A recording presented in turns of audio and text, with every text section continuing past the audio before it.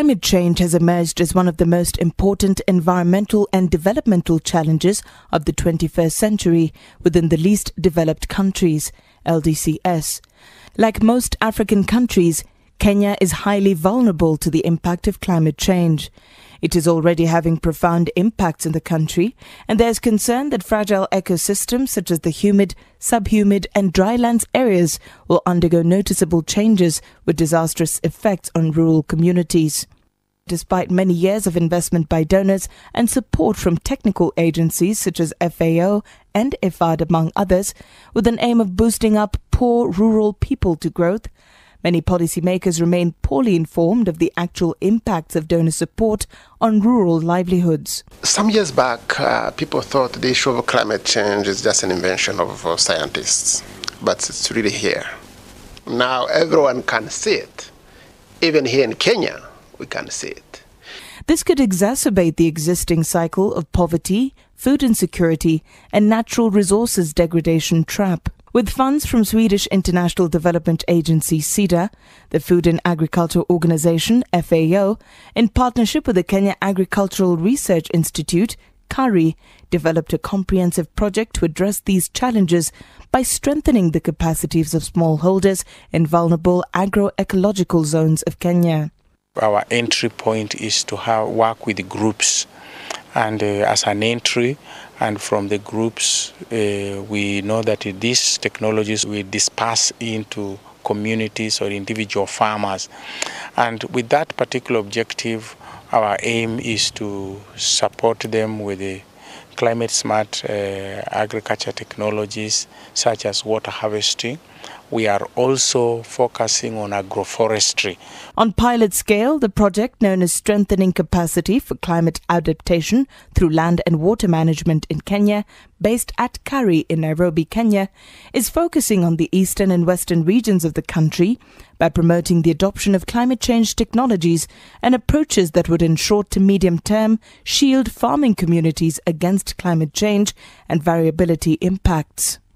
Our really main idea is to help the farmers so that they can improve their food security and ensure that they have regular access to food in quality but also in quantity. We've been working with the whole world, all the countries, to ensure that in their policies that the issue of food security come first.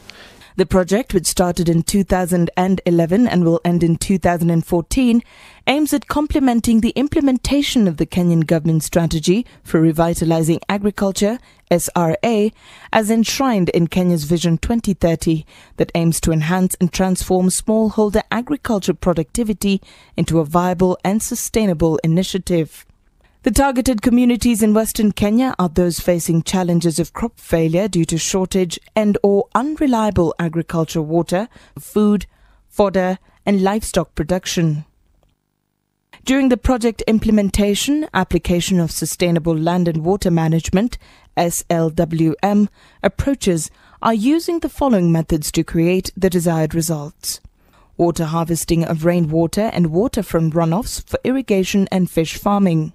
Secondly, implementing sustainable soil and water conservation measures through the construction of physical structures and use of agroforestry hedgerows within the cropped areas. Thirdly, one approach that we are emphasizing on sustainable land management is the use of conservation agriculture. For example, this field has never been cultivated for the last 3 years. We plant and we cut the mulch and leave it on the surface. It has a great benefit because this material will decompose and the nutrients of the soil will be higher.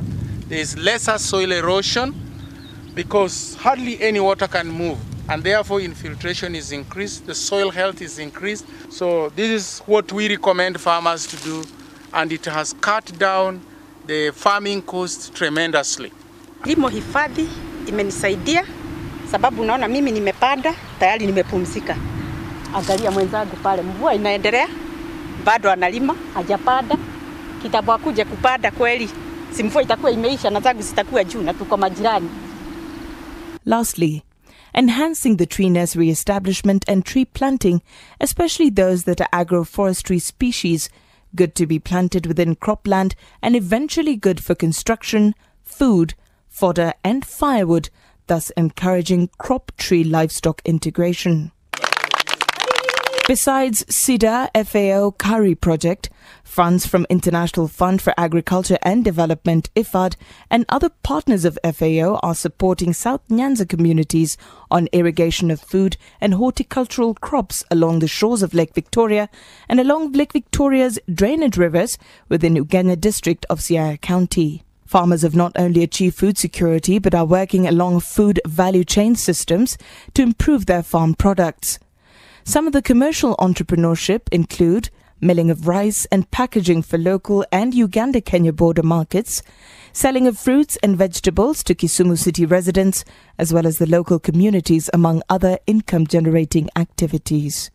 This project has benefited over 15,000 farmers who have so far been involved in the irrigation projects producing crops like rice, maize, fruits and vegetables, and fish farming, among other activities.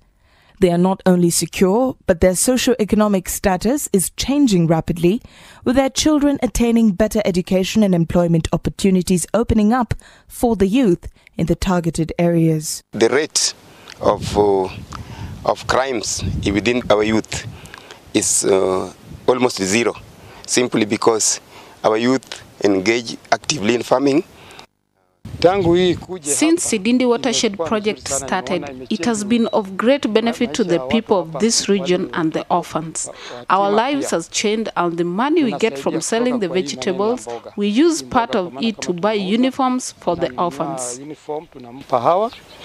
It is expected that through all these strategies, over 20,000 smallholder communities in Siaya and Bungoma counties on the west of the country will observe improved soil and land productivity, food security, and strengthen the resilience of smallholders in coping with the vagaries of climate change, besides reducing flooding and overall downstream damages on farming activities. We've got bananas that we've planted already. The KARI brought us almost 460 banana seedlings, and then the mango seedlings also, we had also about 320, and then the pawpaw seedlings also was about 400. Wakati mvua imekuja mingi, how do you control that water isiende waste? Hiyo ndio inafanya tunatengeneza vitu kama pan, detention ditches, kama basins. Wakati jua iko mingi, how do you maintain shamba yako iwe na maji unyevunyevu? Hiyo ndio inafanya tunaweka mulching, na ndio tunafanya tunapanda hizo crops zingine kama intercropping kama za mkuna, inaitwa mulching crops. Inaweka rutuba ndani ya shamba na pia inafanya shamba inakuwa na moisture wakati wowote. Between August 27th to August 29th, 2012, IFAD, in collaboration with FAO and KARI, funded a policy study tour aimed at linking policymakers to farmers' adaptation of sustainable land and water management practices. Our expectation is that the farmers adopt the best agronomic practices. We want to introduce the systems of rice intensification that can increase productivity. We want there to be good management of the farms. As you've seen, some have even adopted this better management because we believe these are the best ways to improve the productivity. The three projects visited were Anyiko Rice Irrigation Scheme Rehabilitation and Expansion, Sidindi Watershed Project, both in Ugunja, and the Southern Nyanza Community Development Project in Ouma Bay. The field tours that KARI has provided in the group, we've gone to so many places, to the demo plot places, and we've seen the banana plantations, how those people have adopted with the climate change.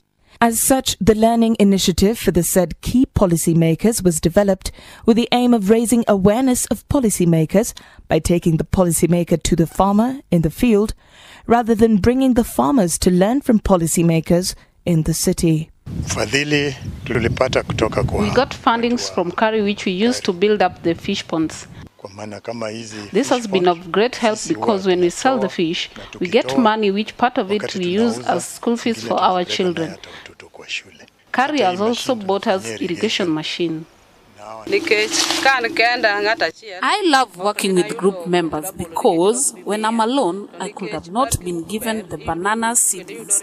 Since working with group members, it has helped me to gain the knowledge and encouragement. And when we get the money, we share it and help each other as group members. I love working alone because it is good and it is helping me a lot. Since working with group members help people in general, and one day when I'm tired or my days are aging, I can leave it to my children to help them out. During the study tour, 16 policymakers were identified from different sub-Saharan African countries to visit the 3 successful community water management initiatives. The policymakers came from Burundi, Ethiopia, Ghana, Kenya, Lesotho, Malawi, Nigeria, and Tanzania. The overall objective was to expose policymakers to notable on-the-ground strategies that have achieved rural household development through sustainable utilization of water resources for food security and environmental conservation. Hii water pan tunatumia kwa njia mbili. Njia ya kwanza inatumika kwa irrigation. Njia pili inatumika kama fish pond. Ukiangalia hiyo maji utapata hiyo maji iko greenish in color. Hiyo greenish in color inamaanisha kwamba hiyo maji iko na alga. Na alga ni green. Na greenish hiyo inatengeneza plankton. Plankton hiyo ni chakula ya samaki. Inafanya color ya maji imechange na ina protect samaki kiwa huko ndani. Iwezi onwa na adui. Na adui yake mkubwa hapa sana ni ndege. We have farming tools and equipments that were funded by FAO. We also have the weighing machines funded by FAO. With the FAO funding, we managed to have a revolving fund.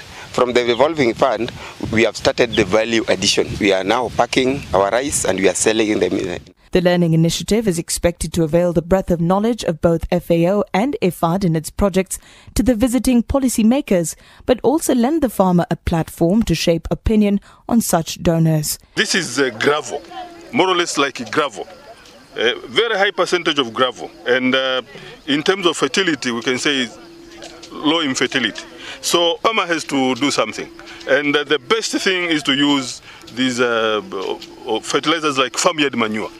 That one is good in terms of adding fertility and also retaining moisture in the soil. So there are requirements that every farmer has to have 1, 2, 3. Maybe it's banana, maybe it's water harvesting structures on their farm, so that they can, one, conserve water on their farms. They can conserve the soil, because we're having a lot of soil leaving the farm, so they can conserve the soil. And on top of that, have different activities on the farm.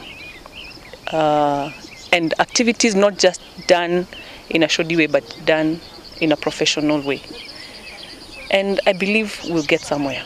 There's a lot of teaching, there's a lot of extension that has gone between the farmers and the officers in the Ministry of Agriculture, teaching the farmers exactly what is expected out of them. The outputs are overwhelming. The products that we have seen, the work that they are doing is a lot of work, and I've seen commitment, I've seen enthusiasm, I've seen men and women who like what they are doing. There are 2 models. One, where farmers are working in groups, where they're being mobilized to form cooperatives. It's a good initiative. But also where farmers, like on this farm, where they're working individually. It's a great thing, but would also encourage them to work in group. Climate change has come, and we need to work towards adapting our farming conditions to suit whatever climate we are experiencing. The scheme has potential. There's a very big area of land available. Water is available, but not enough, but can be managed. The soils are good, the climate is good. It is hoped the tour will enhance the knowledge and advocacy role of the donor organization and policymakers.